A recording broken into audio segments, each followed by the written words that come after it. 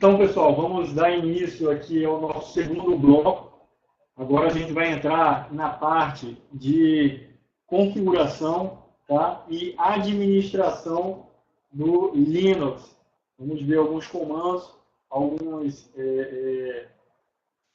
conceitos sobre essa parte de administração e configuração do sistema operacional que a gente está lidando, né?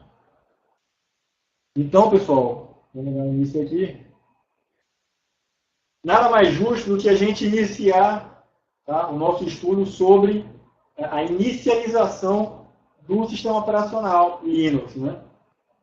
Eu falo sistema operacional Linux de forma genérica, tá? A gente já sabe que ele é um núcleo. Então, a título de prova, se cair lá uma questão falando lá que ele cita que somente é o sistema operacional, ou seja, não, ele é um núcleo do sistema operacional.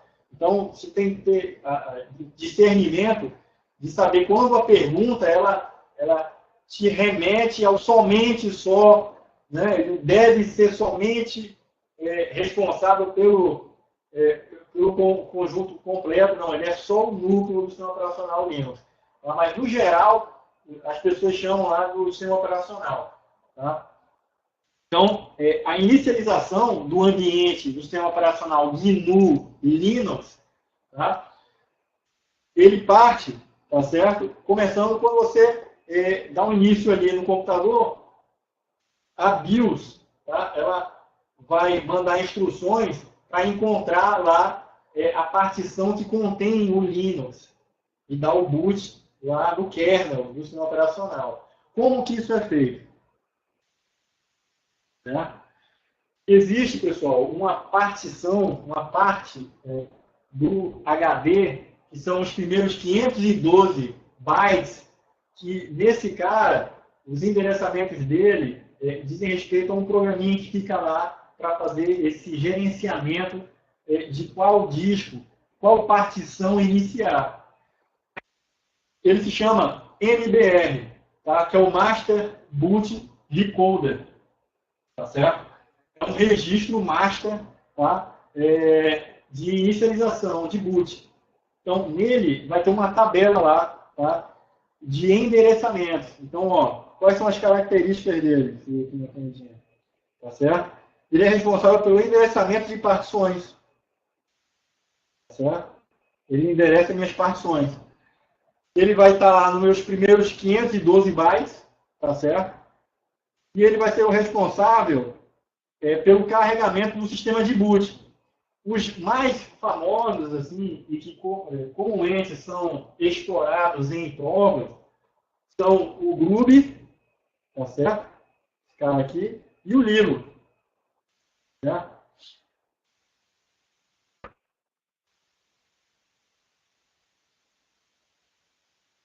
Então, como é que se dá o boot? Vamos aqui esse gráfico aqui para facilitar o nosso entendimento. Então, quando o computador é ligado, a BIOS do computador ela é acionada, porque ela é que controla ali alguns parâmetros do nível de hardware, né? Para iniciar ali os processos, tá? Dar o carregamento.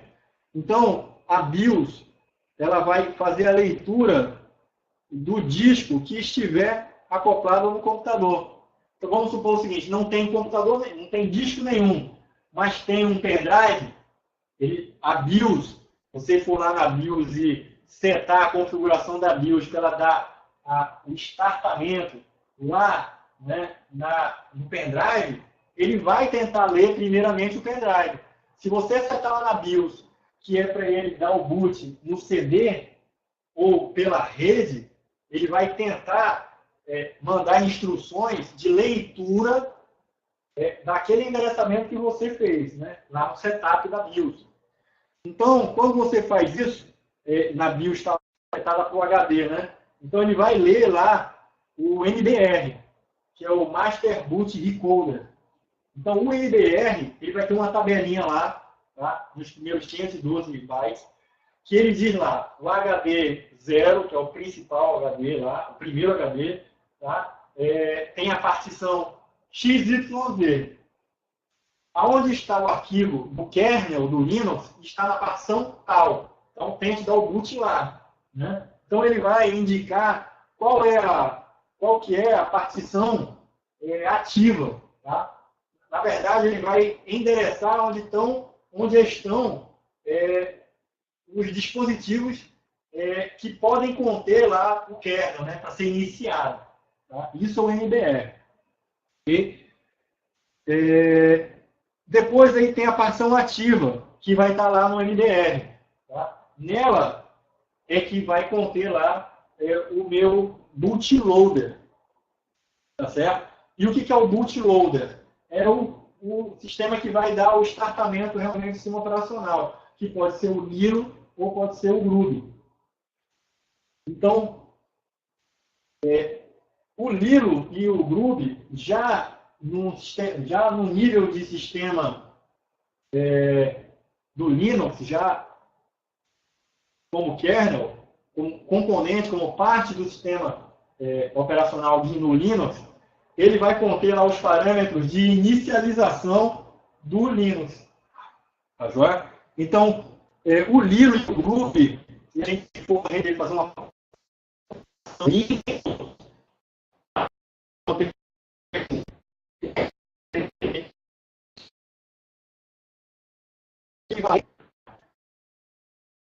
ou então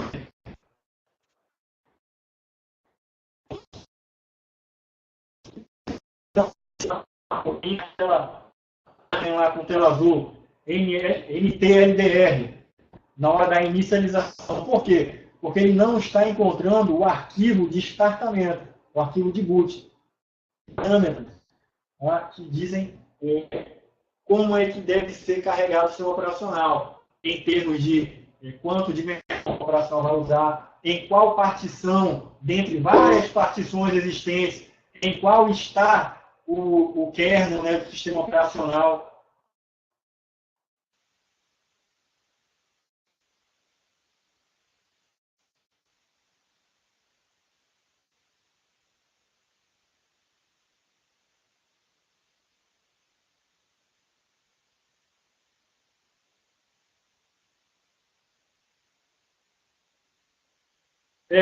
O Elton falou um negócio interessante aí em relação ao sistema operacional, ele sobrescrever os parâmetros, né, do MBR, né, da trilha lá de inicialização do disco.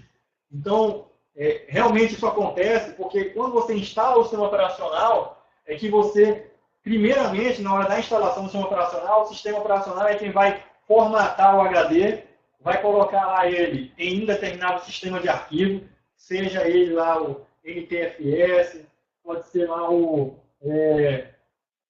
EXT, né, do Linux, ST2, 3, enfim. Ele vai colocar lá, na hora dessa definição, ele vai formatar o HD e colocar lá as informações que ele precisa no início lá. E o Windows, quando você instala, ele realmente faz isso, ele destrói a trilha zero lá, tá? Os primeiros 512. Já o Linux, ele não faz isso, ele não interfere. Se ele perceber que o Windows está instalado na máquina, tá? Ele não faz essa interferência aí, tá certo? Ele instala lá o Lilo, tá certo? Ou o Groovy, para fazer essa gestão lá. Tanto é que quando você... O que é o Lilo e o Groovy? Quando vocês iniciam o Linux, você vê uma telinha lá, onde você vê lá, ele perguntando qual é o modo de inicialização que você quer. Se é no modo somente usuário single user, modo de segurança, tá? Enfim, qual que é a parte que você... Como é que você quer iniciar o sistema operacional?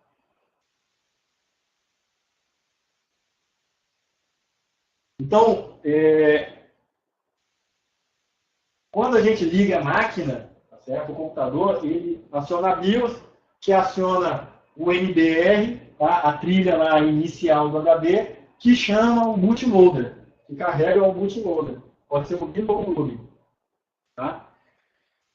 Mas a partir do momento que ele carrega o bootloader, né? Que é o Lilo ou o Groovy, o que é que ele faz a partir daí? Tá? Então lá, o Lilo ou o Groovy, né? quando eles são iniciados, aí ele vai lá dar um menu para você de opções, tá certo? Do sistema operacional, com as opções de carregamento. Depois disso, ele vai acionar efetivamente o kernel. Tá? Então, lá dentro do Lilo ou do Groove, vai ter uma configuração que aponta para o kernel, tá? Do sistema operacional, que no caso é o Linux. Né? E aí ele vai e carrega o kernel do sistema operacional. Tá? Então, aí um exemplo do Lilo, a tela dele, ele apresenta para mim aí o Linux e o Windows. Porque quando o Linux foi instalado, ele instalou o Lilo lá, prevendo que tem uma outra partição que tem o Windows lá instalado. Então ele já fez a entradazinha lá, reconhecendo que ali tem um sistema operacional Windows, e aí ele fez lá, colocou uma segunda opção para você selecionar qual é o sistema operacional que você quer fazer um carregamento. Então essa parte ela é independente do sistema operacional ainda. Apesar de ser do Linux, essa função do Lilo, mas no momento que eu seleciono outra opção, por exemplo, o Windows, ele vai fazer um apontamento para o kernel lá do Windows e aí ele transfere a responsabilidade. Né? Olha, Windows, a opção que foi selecionada foi a do teu kernel, carrega esse cara aí. Aí o Windows começa a ser carregado. Se for selecionado o kernel do Linux, aí ele começa a carregar o kernel do Linux. Né? Então, o principal arquivo de configuração do Linux, onde existem os parâmetros de configuração de quanto de memória você vai deixar o carregamento do kernel, qual é o endereço do kernel, se quando iniciar vai ser somente leitura ou não, é esse cara aqui, o etc liloconf. Tá? Essa pasta chamada etc, configuração das distribuições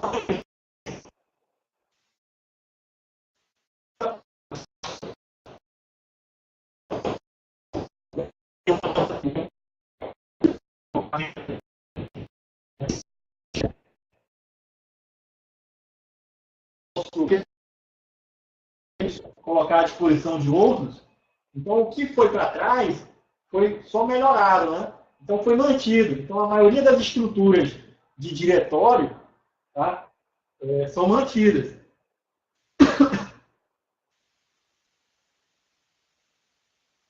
Então, o Lilo ele pode ser considerado, tá, como um instalador de mapas. Ele mapeia, tá, aonde que está o meu kernel. Ele aponta, né, faz um switch. Então, o NBR ele tem um mapa de quais as partições existem. E o Lilo, ou o Groove, ele faz um mapeamento, um switch, para o kernel que a gente quer carregar.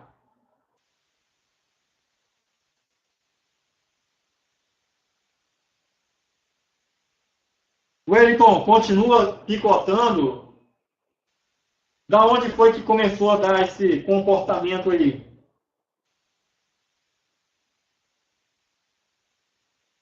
Pessoal, pergunto se vocês estão conseguindo me ouvir.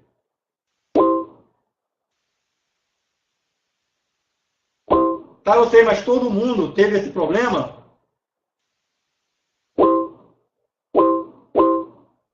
Aí agora voltou ao normal, né? Beleza. Então, pessoal, o etc é uma pasta onde tem a maioria dos arquivos de configuração das funcionalidades do Linux. Por exemplo, no etc, aí eu vou ter lá o Samba, né, os arquivos de configuração do Apache, arquivos de configuração de diversos serviços. Diversos programas são armazenados nessa pasta. E aí remonta aí a parte relacionada àquela questão do Linux ser evolutivo.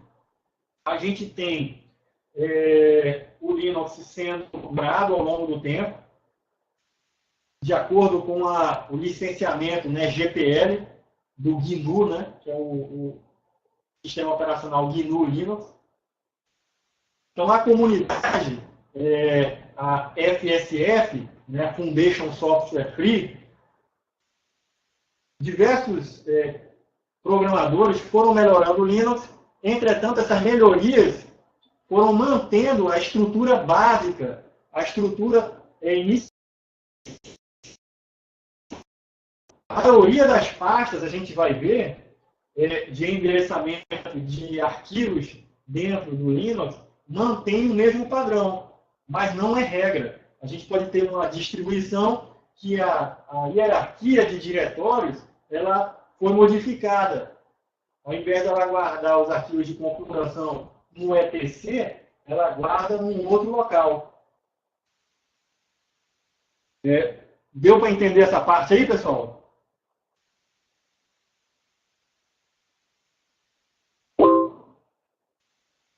Beleza.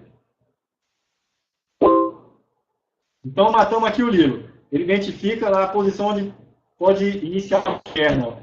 O parâmetro do Lilo que chama o kernel é o image, né? Aonde está a imagem do kernel. A gente vai ver mais à frente. Então, o Lilo, que é o Lilo conf, ele, dentro do arquivo, tem diversos tipos de parâmetros que eu posso utilizar. Um deles é o boot, tá certo? Que define qual que é a partição e o setor de boot, porque eu posso ter diversos, no mesmo HD, eu posso ter no computador diversos HDs, e esses HDs podem ter diversas partições. Então, eu tenho que dizer do Lilo qual é que é a partição de boot. E qual desses discos, ou qual partição, está lá no meu arquivo de kernel. Eu tenho o timeout. Esse item aqui, ele diz respeito a, por exemplo, está lá a tela para eu selecionar qual é o sistema operacional. Se em 10 segundos eu não escolher, ele entra em algum. Install, tá certo? Esse aqui é um arquivo de configuração lá para instalar um novo setor de boot. Certo? Então, eu posso usar esse comando aqui para poder estar iniciando um outro tipo de disco. Né? Um outro setor de boot. O read only, ele me dá a opção de, quando for feito o carregamento pelo Lilo, dele, tudo que for feito nele vai ser somente leitura. Não deixa gravar nada. Image, a gente já viu, mostra lá onde é que está o kernel.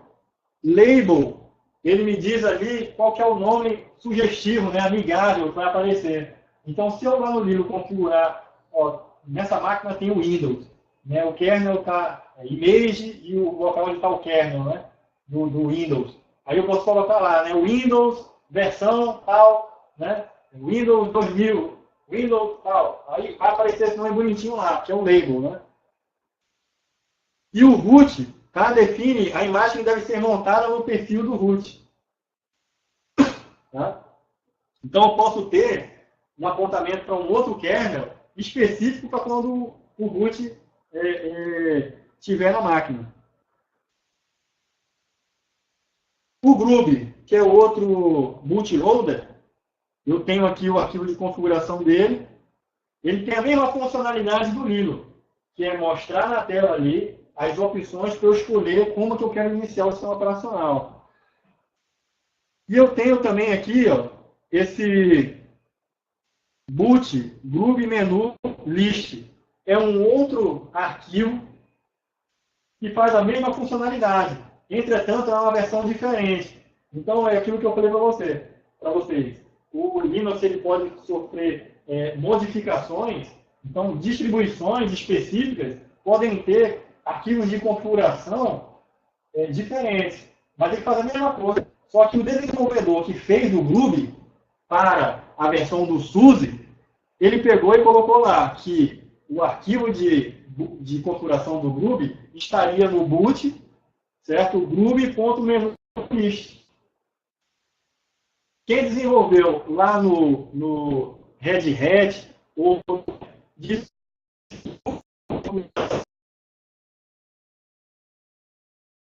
boot config. Então, aqui um exemplo de como é que é o arquivo do Groove, tá certo? No Debian, a gente tem aqui o título, que vai aparecer lá na tela do usuário, a partição onde está, quer dizer, o HD e a partição. Esse HD 0,1 quer dizer que no HD 0, no primeiro HD, na partição 1, existe uma imagem, tá? Que é a do kernel que eu quero iniciar. Hein? E a outra entrada aqui, ó, tá? Do Windows, com título, tá? O local onde se encontra a imagem lá do Linux. Aí faltou aqui dizer onde é que está o kernel, né? Na verdade, ele não precisa nem apontar o endereço do kernel, do arquivo, porque para o Linux, para o Groove ou para o Linux, independe, né? Eu vou pegar, vou fazer o apontamento dizendo que está no HD 0, partição 0. Ou seja, no primeiro HD, na primeira partição, está o Windows. Está vendo aí? Essa aqui é a interpretação. Então, pessoal, em arquitetura de computadores, tudo começa com 0. É com 0. Então, eu tenho 0, o primeiro HD 0, partição 0, então é o primeiro de tudo. HD 0, partição 1, então é uma segunda partição. HD 0, partição 2, então seria HD 0,2, né? Aliás, seria a terceira partição, que tem a partição 0, partição 1 e a partição 2.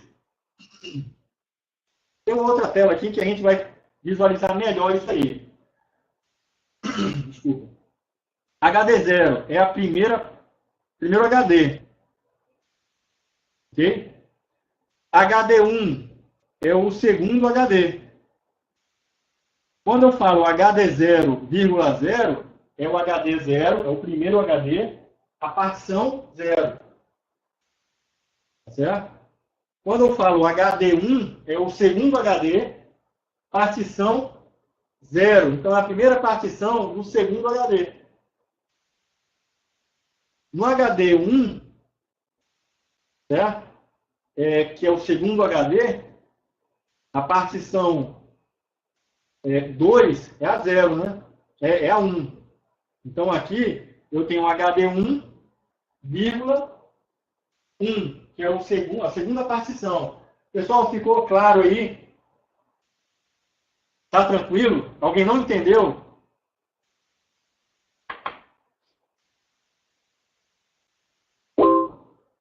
Beleza. Aí, pessoal, eu falei só sobre esse carinha aqui, ó, do disco, certo? Mas vamos falar sobre o endereçamento que, comumente, ele é utilizado, tá, para fazer esse referenciamento.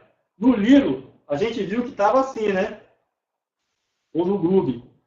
Só que também existe um outro tipo de referenciamento que são esse, que é esse cara aqui.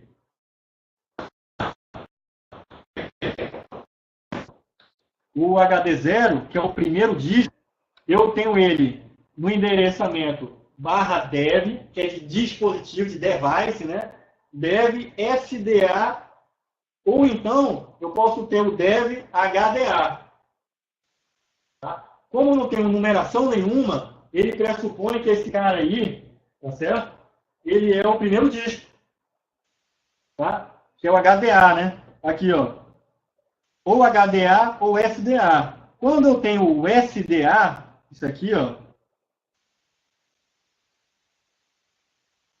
Quando eu tenho o SDA, ele está se referindo a um disco que pode ser SCSI ou SATA. Tá? Para ficar fácil para decorar, é só lembrar desse Szinho aqui, ó. S de SATA e S de SCSI. Tá? Aqui, ó, até coloco aqui, ó, SDA, quando for SDA, é disco SCSI ou SATA. Tá? Esse S não está aí porque é SATA ou que é SCSI, não, tá, pessoal? Estou dizendo isso aí como dica de decoração, decoreba aí. Tá? Então, quando está assim, ó, dev/SDA, então está falando sobre o primeiro disco. Porque o primeiro disco é o disco A. Tá certo? Isso, exatamente. Então, eu teria assim, ó, disco 1.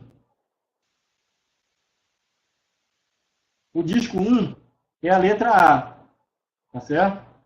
O disco 2 é B. Tá? O disco 3 seria o C. Tá certo? Não só o disco, como um pendrive que eu plugo lá. Então, essa parte a gente vai detalhar um pouco mais na parte de dispositivos. Só estou adiantando aqui porque dá um entendimento para vocês, tá? Então, eu tenho aqui, ó, /dev/SDA. O A quer dizer que é o primeiro disco. Tá certo? Então, /dev HDA. O HDA é quando eu tenho um dispositivo IDE. Tá? Então, eu falo aqui, ó, quando o dispositivo ele é um IDE, que é um HD, né? Começa com H. Ele vai começar com H. Tá certo? Então, o segundo disco, eu vou ter ele lá no /dev/SDB. Então, S vai ser de SCSI ou um SATA, que vai estar no device segundo, o B, né? Segundo disco. E o HDB seria o segundo disco, mas ele vai ser IDE. Por quê? Por causa do H aqui. Hein? Agora vamos falar sobre no primeiro disco, uma outra partição que seja colocada no primeiro disco. Então, o primeiro disco, data, é o SDA. Tá? Aí eu vou ter lá, tá certo? O SDA1, aí começa pelo 1, tá, pessoal? Não tem o 0. Tipo, o SDB0, o HD0, não. É o HD1, certo? Começa com 1 aqui agora. Que aí é o primeiro disco. Então eu tenho lá o Dev SDA1, primeiro disco, só que ele é SATA. Se ele for um disco IDE, vai aparecer lá para mim HDA1. Certo? Aí eu tenho lá, certo? O segundo disco vai ser B, né? O segundo disco, aí seria lá o S de SATA ou SCSI, DB, o B seria que é o segundo disco, né? O segundo disco. E aí, pessoal, e aí sucessivamente, tá vendo?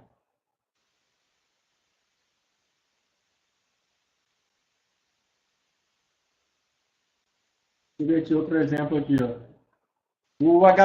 Esse aqui, ó, HD1, né? Que é o segundo disco, que vai ser o SDB, tá certo?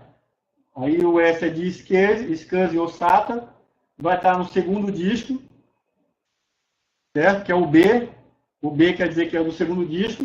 E o 2 vai ser da segunda partição. Agora,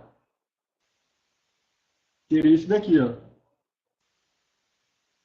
H, D, B. E aqui a numeração da partição. Então, H quer dizer que é o de DE, tá? E IDE. O B aqui quer dizer que é o do segundo disco, certo? Segundo disco. E o X aqui é a partição que ele se refere. Aí, pessoal, isso aqui é decoreba, tá bom?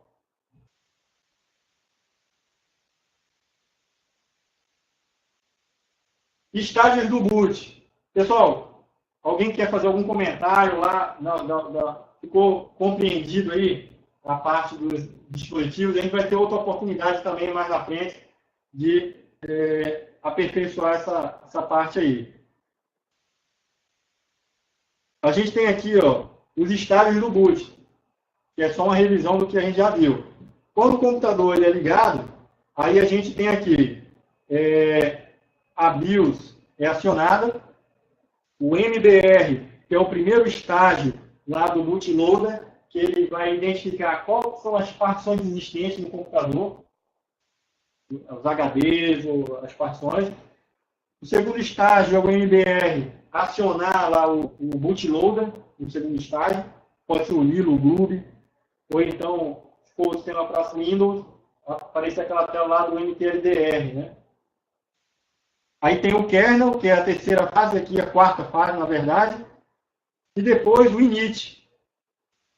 O init é a fase seguinte ao kernel ser iniciado. O init é onde vai ter lá os módulos assim startados pelo sistema operacional, que vai iniciar o placa de rede, né? os módulos de rede, os módulos dos serviços, né? O DHCP, DNS, todos os serviços que estão lá no sistema operacional. E aí finaliza aqui, tá? Com a operação. Quando chegar nesse estágio aqui, a máquina está em plenas condições de fornecer os serviços.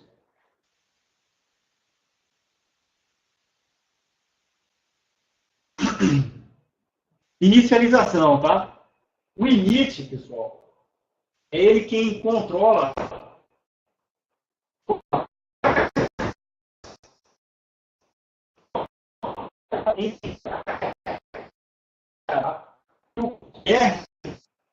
é o núcleo do sistema operacional que faz a comunicação com o hardware. A parte mais de usuário, que é aquela outra parte, né? A gente lembra lá que o sistema operacional ele é dividido em duas partes, a parte do núcleo e a parte do usuário. Quando a gente fala assim, isso é uma abstração, a parte do usuário, não quer dizer que é a parte do usuário em si. Ele está se referindo a todas as aplicações. O usuário pode nem estar vendo que está rodando alguma coisa no computador. Mas aquela parte ali, ela diz respeito a funcionalidades que ficam executando no computador, independente de hardware, do kernel, tá certo? Ela vai usar os serviços da camada inferior. Né? A área de usuário, ela vai usar os serviços do kernel. Né? Como? A gente já viu fazendo aquelas chamadas de sistema. Então, se eu estou numa área gráfica, tá? Por trás existe um código ali que vai fazer system calls, né? Chamadas de sistema, e vai chamar lá uma funcionalidade do kernel. Né? Então, pessoal, o init ele vai fazer essa gestão, tá? Do sistema operacional no tocante à parte da camada superior. Tá? Aí entram os daemons. O que é um daemon? Daemon, pessoal, é um serviço. Quando você está no Linux, que você dá lá, por exemplo, o Samba, existe um daemon, que é um programa lá que fica em execução na memória. Então, esse programa que está residindo na memória, esperando conexões do usuário, que habilita portas, né, no TCP/IP lá, para fazerem conexões naquele serviço, por exemplo, página web, o Apache. O Apache está lá instalado, o daemon, né, é o HTTP, né, é o protocolo HTTP, né, então tem lá uma correlação com o protocolo. Então, o daemon, que é o programa que vai ficar executando lá, esperando o usuário conectar naquela porta do HTTP, é o HTTPD. O D no final é de daemon. Né? Então, ele vai ficar lá. Se você for verificar os processos lá, dar um PS ou um top lá, você vai visualizar todos os processos que estão em execução. Vai existir o programa, o daemon lá do DHCP ou do Apache, se você habilitou o Apache lá, tá certo? Dependendo da versão, esse nome do daemon pode ser diferente. Então, no Debian, eu posso ter lá httpd como sendo o daemon. Já no outro, no Red Hat, eu posso ter lá, por exemplo, Apache, o nome do daemon que aparece lá é Apache. Então, se é Apache, na hora de iniciar o serviço, por exemplo, reiniciar, eu vou chamar o nome do daemon. Por exemplo, vou dar lá um comando lá, entro na pasta que está o serviço e coloco lá httpd stop, start, é o parâmetro dele. Aí ele vai parar ou vai startar aquele serviço.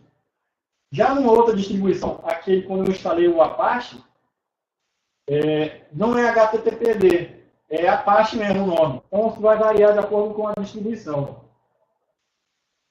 Então, outra dica que eu dou para vocês é que, em alguns casos, alguns comandos, vocês não precisam estar se preocupando tanto em estar com muito esforço de estudo. Por quê? Quando um comando ele é muito genérico e modifica muito de acordo com a distribuição, por exemplo, numa distribuição é tal comando, na outra é tal, começa a ter uma enrolada muito grande, é muito provável que a banca ela não coloque. Ela não coloque. Para evitar o problema dela colocar, fazer menção àquele comando, e aí determinado candidato plotar que aquilo ali não é padrão para todas as distribuições. E aí vai ter que ser anulada a questão. Então, em algumas situações, a gente vai pontuando aqui quando elas aparecerem, que vocês precisam estar cientes daquilo. Mas, entretanto, assim, é pouco provável que aquilo apareça na prova. Em alguma prova, né?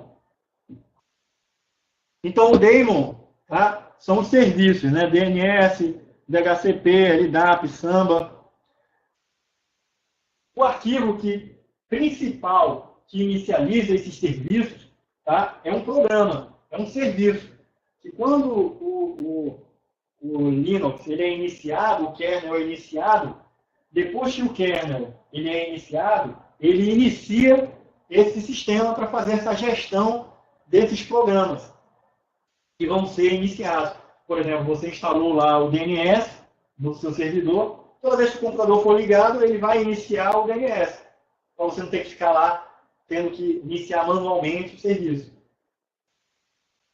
Então, quem faz essa gestão é esse etc init tab.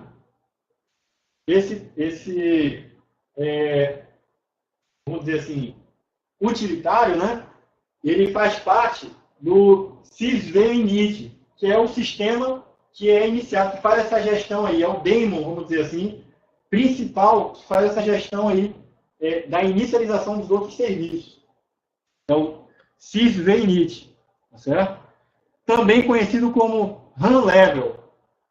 A gente vai ver aí que o run level é o nível, tá, da execução. A gente pode ter diversos perfis de execução. Então, por exemplo, eu posso ter um grupo de programas que eu quero que toda vez que quando o computador ou o meu servidor seja ligado, ele inicie.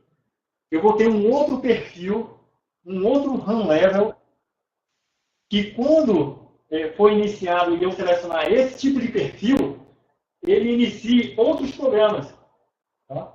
Então, a finalidade do init tab é você configurar isso daí. Dizer para ele quais são os sistemas que você vai inicializar no computador e os perfis de tipos de inicialização, tá? Desses programas que são programas do nível de usuário, né? Os serviços, os daemons. Então, o init tab ele vai me permitir, tá, algumas funcionalidades. Por exemplo, habilitar e desabilitar o Ctrl-Alt-Del. Digamos que eu estou lá no meu Linux, seja na tela do interface gráfica ou no Shell. Quando eu dou um Ctrl-Alt-Del, ele pode reiniciar o computador. Porque na configuração do sysv init, o daemon lá, ele fica aguardando um comando. Se for dado o Ctrl-Alt-Del, ele vai entender que é para rebootar a máquina. Mas você pode chegar e desativar essa função. Outra função desse sistema de inicialização é relacionado com o ACPI, né, que é o Advanced Power Interface. Advanced Configuration Power Interface. O que é isso daí, pessoal? É um sistema para tem um servidor, as opções de energia, né, do computador. Então, se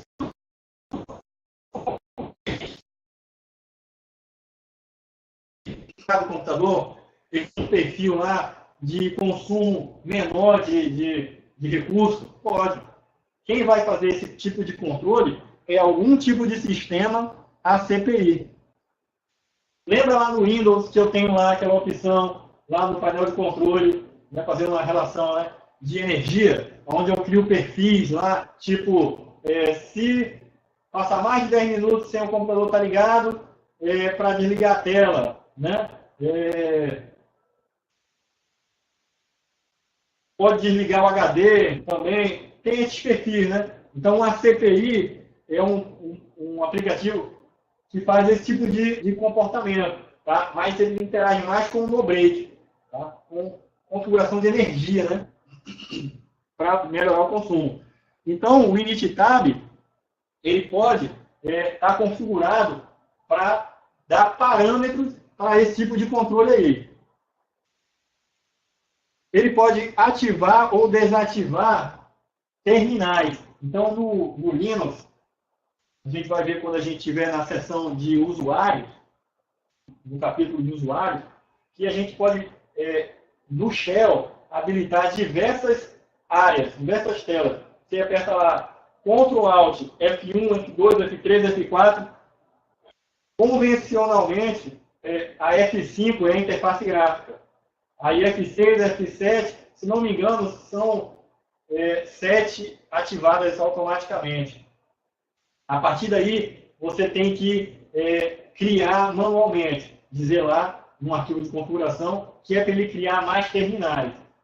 Então você pode estar no computador aqui, eu executo Ctrl Alt F1, ele entra num terminal. Você se loga lá, começa a trabalhar. Você quer abrir no mesmo computador, na mesma tela sua ali, um outro terminal, você vai dar um Ctrl F Alt, Ctrl Alt F2, por exemplo, ele abre uma outra seção, no outro terminal, para você trabalhar. Então, ele pode permitir que você faça esse controle aí das sessões que são abertas.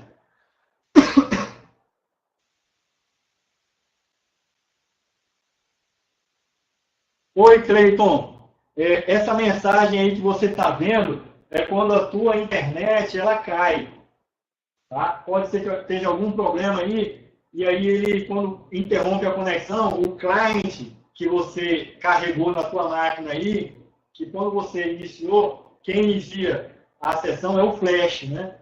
Então, você está dizendo aí que está caindo direto. Pode ser a tua internet que está interrompendo, aí o flash perde a comunicação com o servidor. Aí dá uma mensagem padrão ali. Os outros usuários aí, pessoal, alguém está tendo esse comportamento também de desconexão?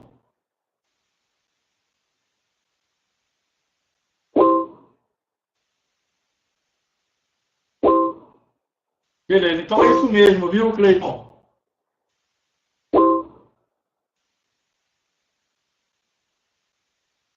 Beleza, então. Então, pessoal, o init-tab, ele faz essa gestão. Tá? A gente vai ver um pouco sobre a configuração do init-tab. Então, o init-tab, como eu havia falado, ele controla os perfis de inicialização do computador. Então, eu posso ter níveis de inicialização dos serviços. Por exemplo, o nível 0, certo? É o nível de desligamento. Eu não quero serviço nenhum iniciado. Aí ele desliga. Por quê? Eu disse para ele, lá na configuração do init-tab, que quando ele estiver no nível 0, serviço nenhum é para rodar. Então, se serviço nenhum é para rodar, então ele desliga o computador. O nível 1, tá, do init-tab o modo de manutenção, single user, tá certo? O usuário que iniciar nessa opção, ele pode entrar numa tela onde pouquíssimos serviços são carregados. Então, ele pode ir lá, por exemplo, recuperar a senha do root. Ele entra como single user lá, tá, para poder fazer essa operação. O nível 2 já começa com o modo multiusuário. Ou seja, no nível 0, eu só desligo a máquina, não inicia serviço nenhum, é o nível 0. No 1, inicia só os serviços básicos, triviais, não inicializa serviço de rede, nada, só o terminal e o shell ali para você. No nível 2, aí já entra um nível um pouco mais especializado. Entra o nível multiusuário, onde vão ter aqueles terminais que eu falei para você, né? Você dá um Ctrl Alt, F1, 2, 3, 4, 5, até o 7, e aí você vai tendo lá vários terminais, tá? Permite multisessões, tá? E também conexões remotas. Aliás, não permite conexão remota, porque no nível 2 ainda não tem o módulo de rede ativado. Somente no tipo 3, tá? No nível 3, é que ele ativa o módulo de rede. Então, pessoal, vai aumentando o nível de perfis, né, de inicialização. Então, no módulo 2, tá? Só recapitulando aqui, só multiusuário, mas não inicializa a rede, não tem rede. No 3, tem usuário e tem rede. O nível 3 é o nível de funcionamento normal dos serviços. No nível 3 é o nível que é iniciado no servidor, tá? O desktop. Certo? Aliás, um desktop vai iniciar no nível 5 a interface gráfica. Tá? Mas, no geral, o nível 3 inicializa todos os serviços que você pode precisar para executar referências de várias situações, tá? Com o sistema operacional. O nível é um modo gráfico, mas sem serviço. Normalmente, esse modo 4 não é utilizado. Tá? Você pode iniciá-lo, tá? Se você quiser entrar no modo gráfico, mas sem a funcionalidade de rede funcionando.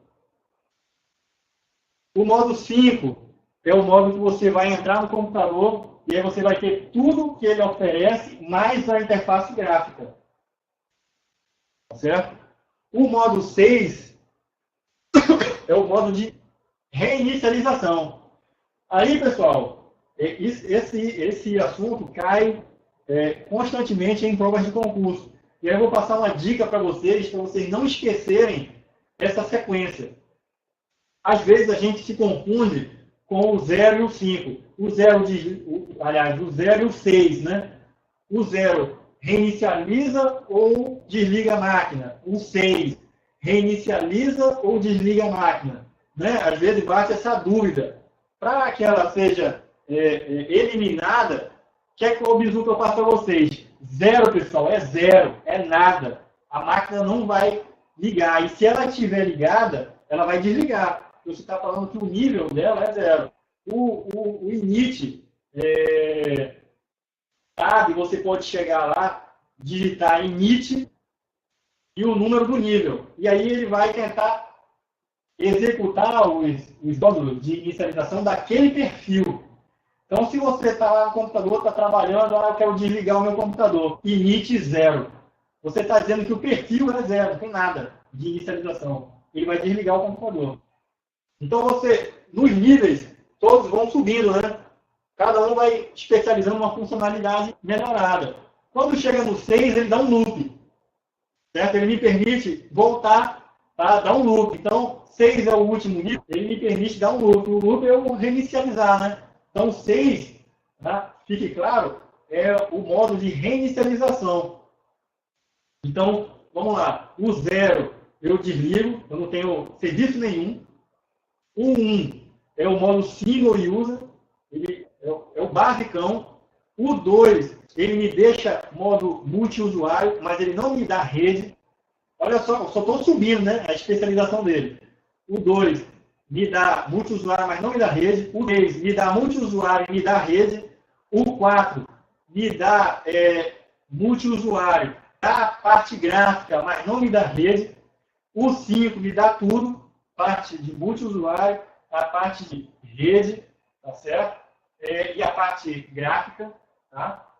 E o 6, que é o último nível possível, ele reinicia, né? Dá um loop, volta lá para o início, tá certo? Então, esse bizu aí de decoreba eu estou passando, tá?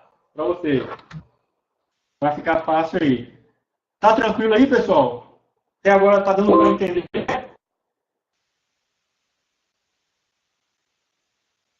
Isso. Exatamente, Bruno. O shutdown, tá? É um comando para desligar a máquina. O parâmetro H é de halt, né? O halt é desligar. Ele é o equivalente ao 0, tá bem? E o shutdown "-R, que é o de restart. Então, é o equivalente ao init 6. Muito bem, é isso aí. Tá? Então, a gente vai depois bater os comandos todos, ou a maioria, os principais, e a gente vai começar a tentar entender o que é que o parâmetro quer dizer. Então, o H é de halt, que é de desligar, e o R é de restart. Então, para esse comando shutdown aí. Então, pessoal, olha, quando vocês entram lá no init tab, dando um VI, tá certo? VI barra PC barra init tab, existe um item lá, uma linha, que ela diz assim, ó, ID init default. Nesse caso aqui, o init 3 é o init padrão. Ele vai entrar no perfil 3, que é o módulo que tem multiusuário e rede. Outra coisa também, pessoal, essa outra coluna aqui, que eu vou mostrar para vocês, acabei não falando dela, é que cada nível, o init, que é esse programa, o init tab, ele chama os arquivos existentes em um dado diretório. Por exemplo, o init 0, que é o de desligamento, ele vai chamar, tá, o script ou os scripts que existirem dentro de etc barra rc0.d. Então, lá dentro vão ter arquivos. Ou um script, que vai ter lá o shutdown -h, viu, Bruno? Ou então pode ter outros scripts que você queira colocar para que, na hora que alguém faça um comando de desligamento, ele execute. Então, automaticamente, quando esse comando, quando esse nível for executado, que ele pode ser executado através do arquivo, lá na hora da inicialização, ou você pode executar manualmente. Já que você já está na máquina trabalhando, você vai executar lá. Init e o nível que você quer. Ele vai entrar dentro desse diretório e vai executar aqueles scripts que estão lá dentro. Então, no init 1, que é o usuário single user, ele vai entrar lá no etc rc1, tá certo? Que é o init 1, né? Tá certo? No modo 2, tá certo? No nível 2, a mesma coisa. Podem existir arquivos dentro que ele vai me dar a opção de multiusuário, mas não vai me dar rede. Ou seja, o módulo de rede, o script que chama o carregamento do módulo de rede, não está lá dentro desse diretório, etc barra rc2.d. Não vai estar lá dentro. Então, ele não vai carregar. Ah, tenente, mas eu quero carregar um script que eu criei aqui, que ele não vai habilitar a rede, mas vai habilitar outra funcionalidade. Posso colocar lá dentro? Pode colocar. O que você vai estar lá dentro vai iniciar. Nesse nível, né? Então, eu tenho aqui ó, o modo 3, e assim sucessivamente. Cada letra do RC, ele entra dentro daquele diretório e executa os scripts que estão lá dentro.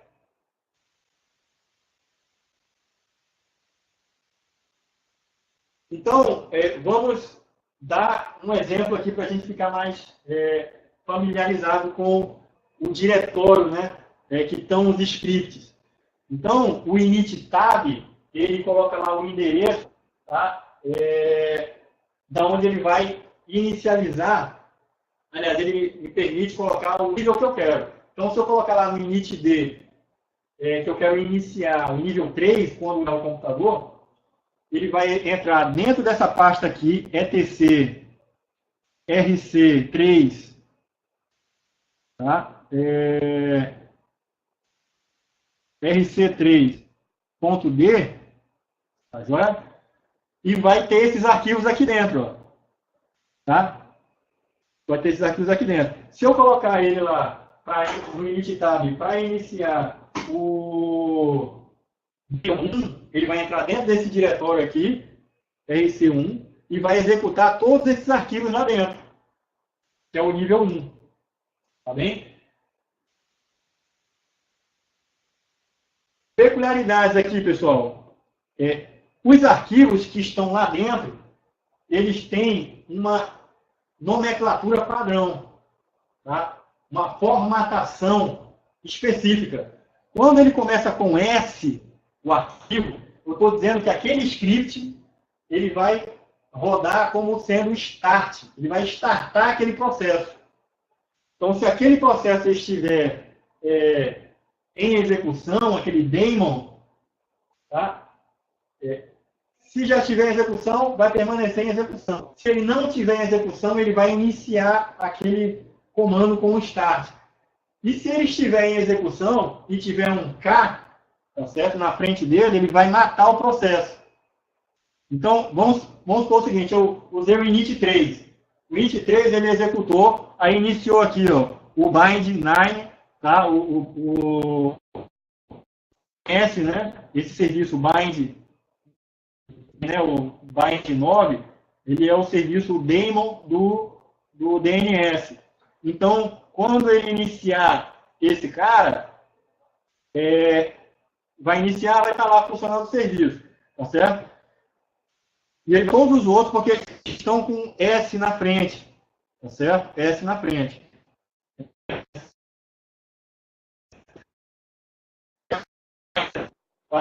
Em respeito à prioridade, tá? Aqui, ó, a prioridade. Então, vamos supor aqui, ó, o bind9, que tá S15, ele vai ser iniciado na frente desse monitor aqui, que está S99. Vai iniciar todos nessa sequência, tá? De acordo com o que está aí a numeração.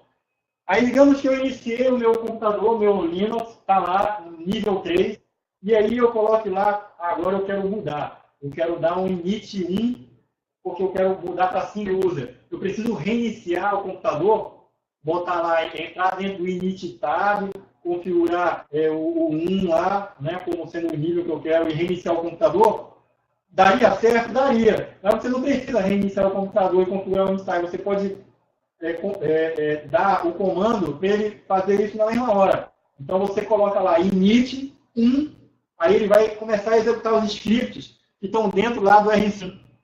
Então, pessoal, quando ele entrar dentro desse diretório e começar a executar, o que é que ele vai fazer? Ó, ele vai dar lá um K01 monit. Olha esse primeiro aqui, ó, que é o primeiro script que ele vai executar. Por quê? Ele vai dar um K, né, que é o kill, e vai matar esse daemon. Porque tem esse K indicando que é para ele matar o processo. Depois ele vai executar aquele outro, dá um K no 002 BBB-RED5, que é um outro serviço, tá? Do computador, e assim sucessivamente. Aí o nível 1, ele dá um S aqui, ó, start, nesse single aqui, ó. E em outros serviços aqui também, né? Dá um inicializar. Então, na verdade, ele mata diversos outros e inicia um. Certo? Digamos que um serviço que ele queira iniciar, ele já esteja iniciado. Ele não vai discutir efeito nenhum, já está iniciado mesmo. Certo?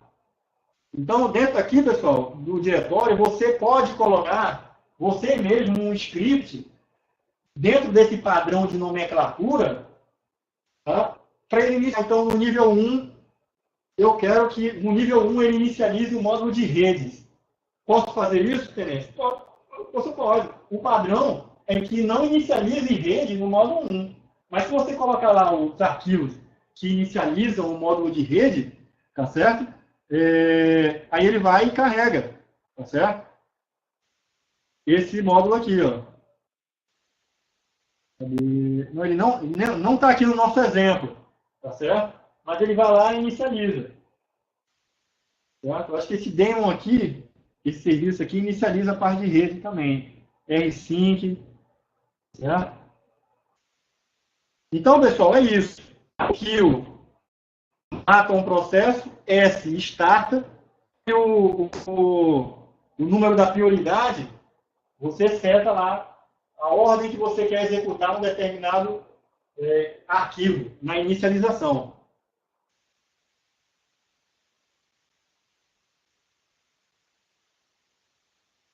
Falando ainda sobre o init, aí a gente tem uns diretórios aqui para falar sobre eles. Tá?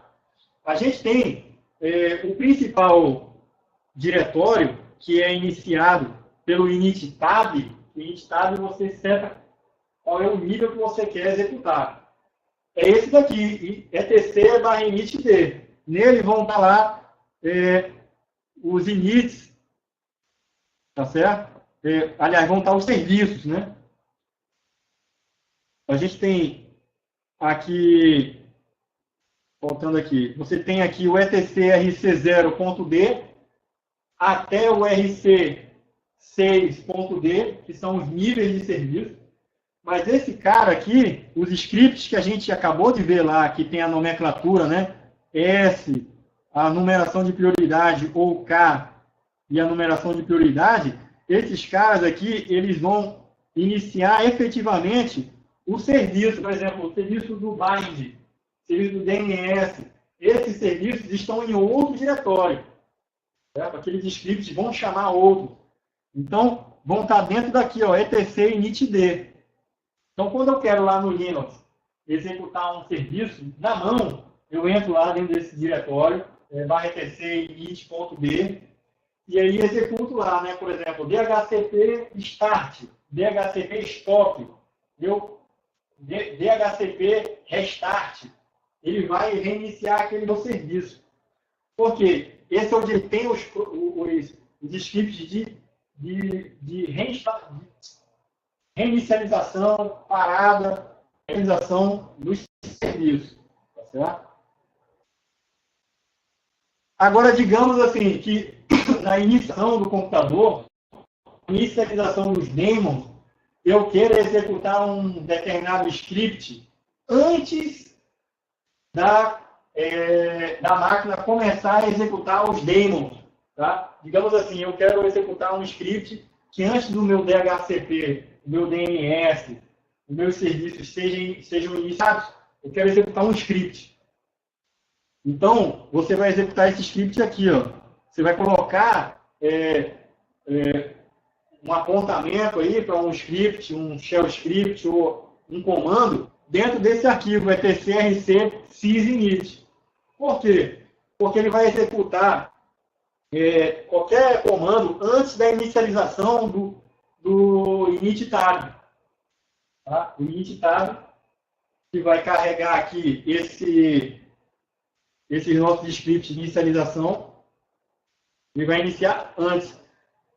Outro arquivo também que é importante, outro diretório, tá? Na verdade é um arquivo, você pode colocar algum script para ser rodado depois do init tab, depois de que os daemons, todos os serviços forem startados, é o RC local.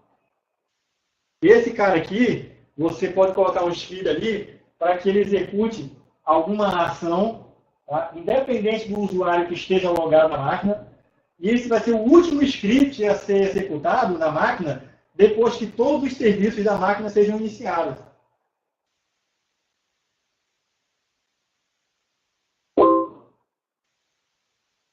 Tá? O upstart, tá? Muito bem perguntado aí, Wellington. É uma versão atualizada do init dele, tá? Vamos voltar aqui.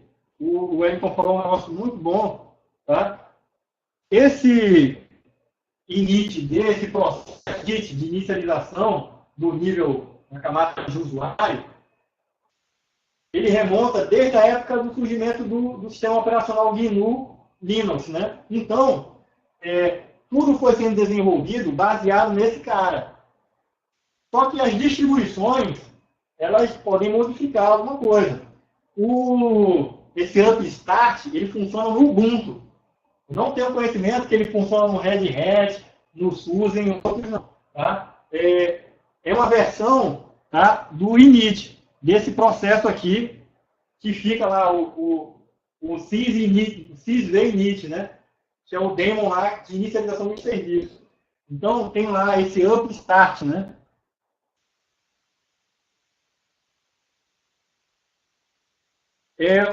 Quando o Linux utiliza esse mecanismo de inicialização de serviços, eu não utilizo o init tab. Tá joia? É um novo módulo de inicialização, tá? Disponível no Ubuntu. Até onde eu já li sobre esse utilitário que faz essa gestão da inicialização dos serviços, ele funciona no Ubuntu. Tá? Só você confirmar se é só no Ubuntu. Mas, no geral, as outras distribuições elas trabalham com o init-tab.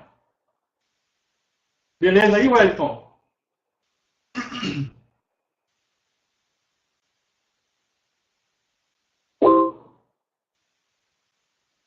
Aí, pessoal, entra aquela outra questão que eu falei para vocês.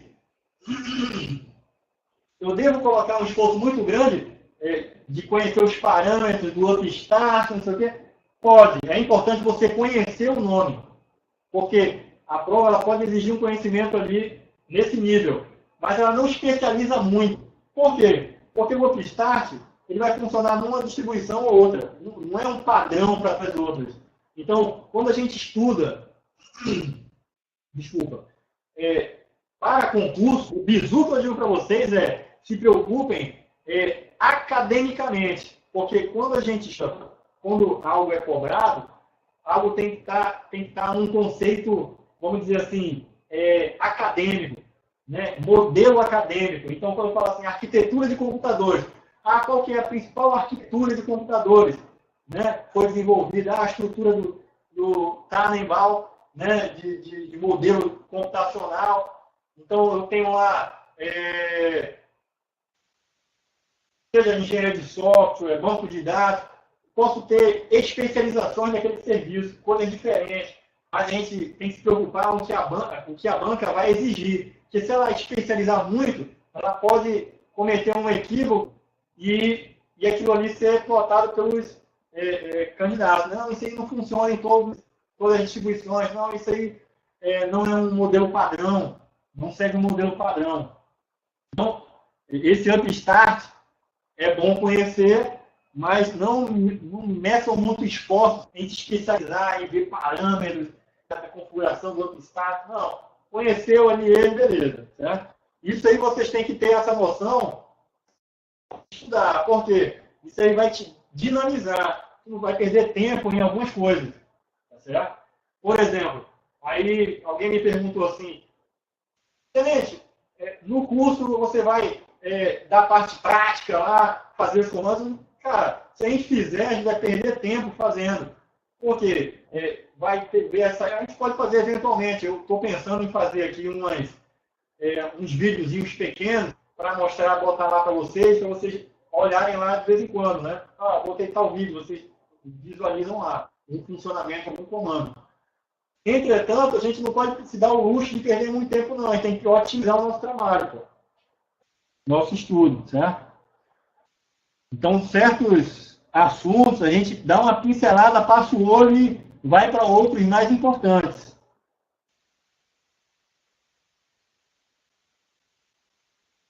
Ainda sobre a inicialização, tá? No nível de kernel e o init, né? Inicialização do kernel e inicialização do nível usuário, tá certo? A gente tem os logs que estão armazenados essas informações. Então, quando o Linux ele é iniciado, aquela tela preta lá que vai iniciando os módulos do Linux, né? Módulo de rede, módulo de gerência de memória, gerência de processamento, né? Aí, para lá, iniciou o Samba, iniciou o HTTPS, o SSH, ele vai dando um OK do lado, né? A atualização do serviço, ele dá um OK. Na tela vai aparecendo isso aí. Depois que sai da tela, o usuário pode consultar aquele log ali. Por quê? Vamos supor, você viu lá, pô, deu um erro aqui, mas o computador ligou e saiu da sua tela aquele erro. Como é que eu vou consultar? Não sei qual que era aquele erro. Ah, mas o computador está funcionando, trabalhando aqui. Caso tenha algum impacto, seja alguma coisa que você realmente precisa olhar, que tem um serviço parado, porque você está tentando usar e não está conseguindo, você precisa saber, você não vai ligar o computador e ficar olhando lá a tela para ver lá qual que é o erro, qual que é o... Não. Você entra nesse log aqui, ó. O var é o diretório, tá, pessoal? O /var é o diretório que são guardados os logs, tá?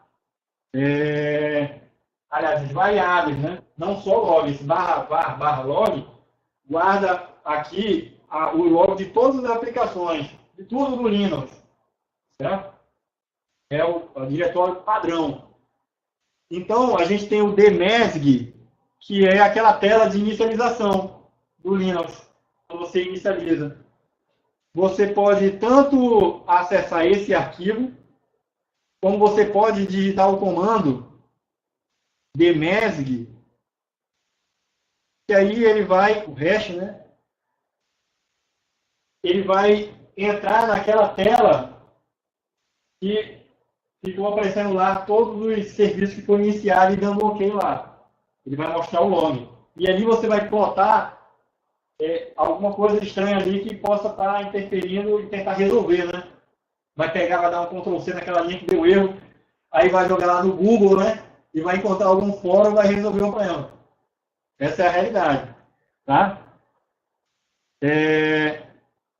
Então, você tem lá também esse messages, tá? Que também apresenta os logs do kernel. Então, qual é a diferença entre um e o outro? O dmesg é aquela tela lá de inicialização. Você vê quando você liga o Linux, ele vai lá dando OK. Cada um. Ele não dá um detalhamento tão grande de informação. Aí ele chega a dar uma informação. Só que esse dmesg é o log da inicialização do computador. Depois que iniciou o computador, ele não grava mais nada naquele arquivo. Digamos que o núcleo, tá, do kernel, para as tantas, utilizando o usuário fez uma instrução que deu uma falha na memória e aí deu uma mensagem de erro lá. Aonde é que eu vou ver? Eu vou ver no dmesg? Não, é na inicialização. Eu vou ver no log messages. No message é onde tem todas as mensagens do meu kernel, inclusive aquelas da inicialização, que o dmesg mostrou. Mas o dmesg só parou ali de logar quando o computador realmente já estava todo ligado. Tá? Então, essa é a diferença entre os dois. Pessoal, tranquilo aí?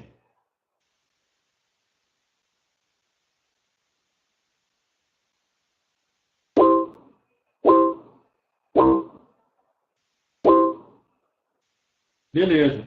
Então, pessoal, é importante esses dois diretórios, viu? Então, provas aí cobram ele direto.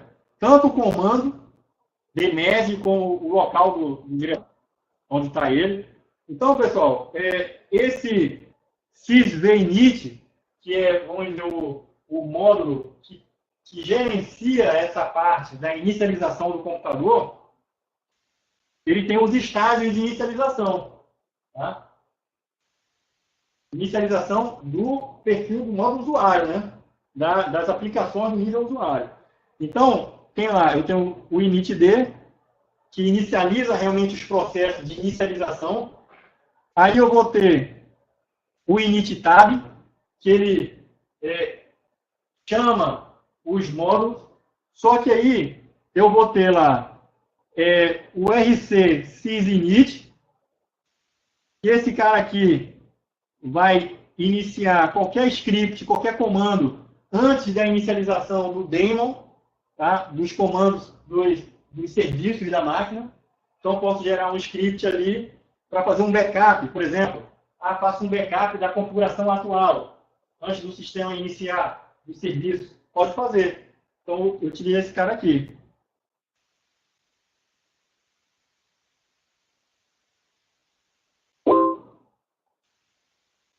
Antes dos daemons. Tá? A gente vai falar sobre o teleinit também, viu, Wellington? O init, ou o teleinit, ele chama um run level diferente, um perfil de inicialização de programas diferente. Tá certo? Ele tem a mesma funcionalidade. Então, depois que ele executa esse arquivo, aí eu chamo esse cara aqui, tá? Porque lá no meu init tab, ele vai estar lá o run level, né? O meu run level. Se tiver o nível 5 lá de run level, ele vai iniciar no modo gráfico. Ele vai iniciar aqui os scripts do diretório. Dentro dele lá vai ter um lado KDE, S alguma coisa, o KDE, o Gnome, sei lá. Tem o daemon da parte gráfica, ele vai subir. Por último, tá? Esse sistema de inicialização, ele vai chamar aqui o RC local. Esse arquivo aqui, você vai executar qualquer comando, tá? Após a inicialização do sistema de inicialização do computador. Tá beleza?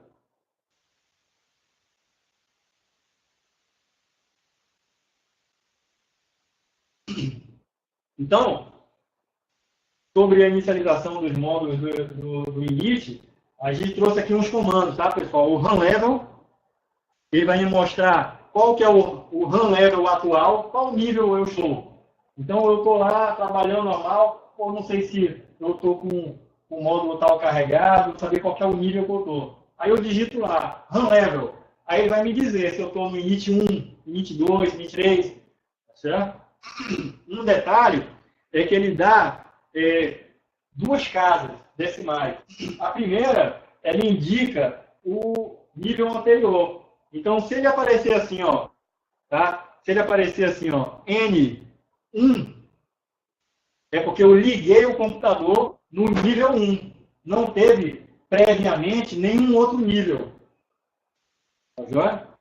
Se porventura eu ligar o computador tiver N3, eu liguei o computador e o meu nível anterior não tem nenhum nível anterior, a partir do 0 para 3. Agora, se depois que eu liguei o computador, tá certo? Eu cheguei lá e disse assim, ó, vou usar aqui o init, né? Ou então o teleinit, que é o comando que é o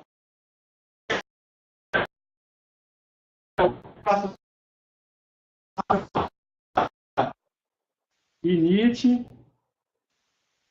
4, tá? Quando eu digitar init 4, ele vai para o init 4, tá joia? O modo gráfico sem rede. Entretanto, se eu digitar um run level, tá? Quando eu digitar um run level, qual é o run level que ele vai mostrar para mim? Ele vai mostrar 3, 4. Porque o 3 é o run level anterior. Tá? Então, isso aí pode ser cobrado numa prova. Por exemplo, o nível da SpaceX, eu colocaria uma questão dessa. Entendeu? Eu colocaria uma questão dessa. Perguntaria lá, né? Eu colocaria, você executou o comando run level e apareceu lá 2, 5. O número 2 representa o quê? Entendeu? Representa o nível anterior, né? O nível atual é o nível 5 e o anterior, tá? Você fez essa alteração aí. Tá? Então, são duas casas decimais. O primeiro sempre indica o nível anterior que estava e o segunda casa, o nível atual. Então, aqui, a gente vê o init e o tele-init, são dois comandos que você tem que ter em mente para poder fazer ali a reinicialização do modo nível. Tá joia?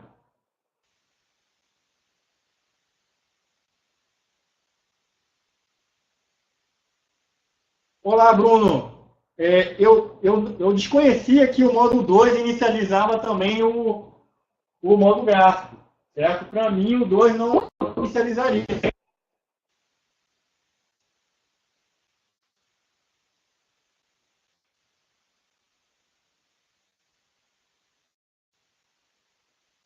Tá certo? Então, N5, porque o computador já ligou no nível 5, no modo gráfico. E o modo é estranho, porque o 2 é multiusuário sem rede. Tá? Mas aí é como eu falei para você, na versão dessa distribuição que você tem aí, se você olhar lá dentro do etc barra init, né, aliás, etc rc 2 ponto, né, ponto D, aí você vai ver que os scripts que estão lá dentro, ele está chamando a parte gráfica. Mas aí tem que ver o seguinte, por exemplo, se for o Ubuntu, talvez ele não utilize esse sistema do sysinit, entendeu? Sysvinit, que utilize o init tab para fazer esse controle. Talvez seja o upstart, porque o upstart é uma versão nova de gerenciamento da inicialização dos serviços. Tá bem? Uma forma gráfica ali, mais fácil de você manipular esse gerenciamento dos serviços que são iniciados.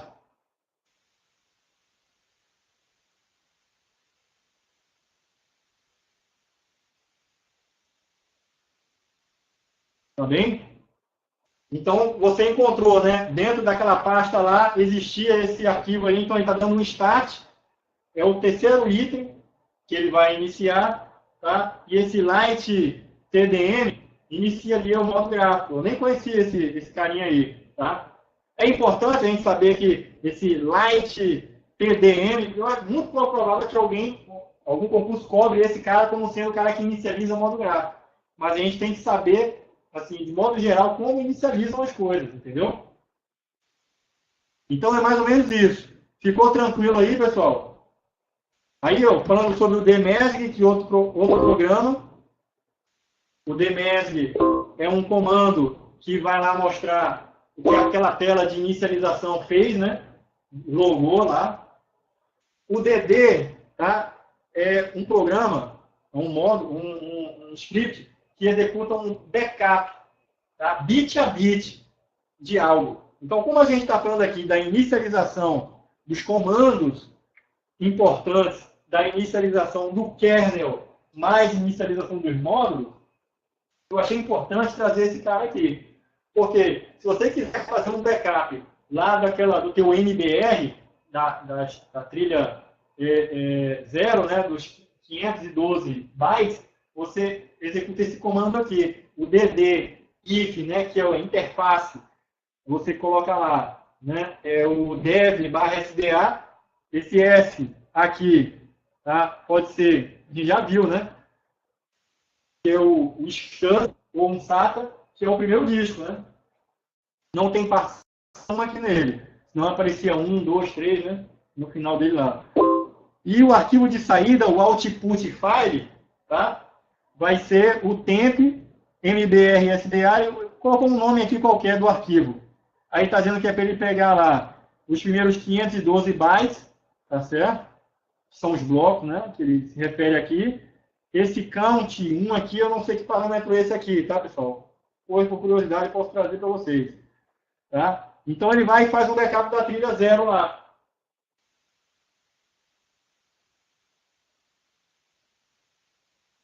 Tá. Esse comando dd, a função dele é a função de copiar, tá certo? Ele não faz Ele não se preocupa com a questão de conversão. Ele faz uma cópia fiel, bit a bit, daquela posição onde aquele arquivo se encontra. Ele não serve somente para fazer de device, não. Então, eu posso ter lá, por exemplo, um arquivo que eu quero fazer uma cópia, ele vai pegar aquele arquivo lá e fazer a leitura dele e fazer a cópia bit a bit daquele cara lá. Tá certo? Essa é a função principal do DD. Então, se eu faço uma referência a uma posição de um dispositivo, lá no meu caso aqui, o barra dev barra SDA, e especifico qual que é a quantidade de tamanho dos blocos que é para ele fazer essa leitura e gravação, ele vai poder fazer isso daí. E aí eu preservo, tá, esse o meu MBR. Na hora de fazer um restore, tá, desse MBR, faço o inverso. Coloco o DD, aí coloco lá quem que é o input, desculpa, o IF, né, que é o input file. Quem que é? Vai ser esse meu arquivo aqui, tá certo? E o output file, o OF, igual a, e eu coloco lá, que é para ele colocar lá, barra dev, barra SDA. Então ele vai gravar naquela posição aquele meu arquivo lá. Tá certo? Beleza aí?